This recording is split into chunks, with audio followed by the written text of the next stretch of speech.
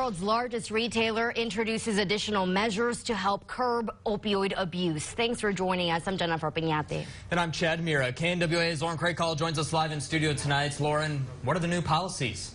Chad and Jennifer, according to the National Institute on Drug Abuse, between 21 and 29% of patients prescribed opioids for chronic pain misuse them. So Walmart and Sam's Clubs created the Opioid Stewardship Initiative as a way of positively impacting the lives of their patients. William Cook, Walmart Regional Health and Wellness Director, says Walmart's looking at ways to help curb the opioid epidemic. Walmart alone plays an important role.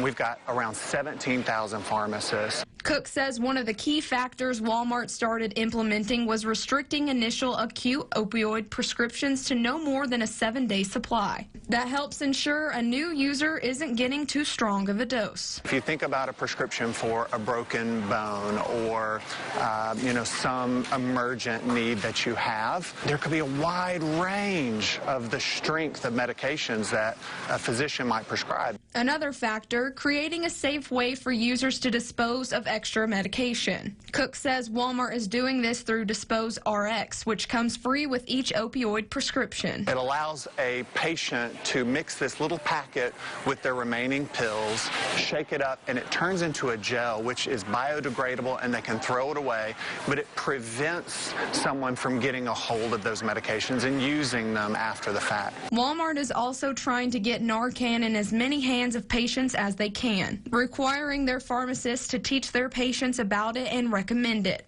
We know that to save someone in an overdose, one of the best things you can do is to have that antidote Narcan. Walmart also tried to roll out requiring e-prescriptions for controlled substances in January of 2020. But after realizing many providers, networks, and prescribers wouldn't have the technology and systems in place to do that, they pushed it back to January 2021. This is going to coincide with when the government is also going to require this change. And what it's going to allow us to do is to safely and accurately prescribe these medications and not have to worry about handwritten prescriptions, which introduces the risk of forgeries.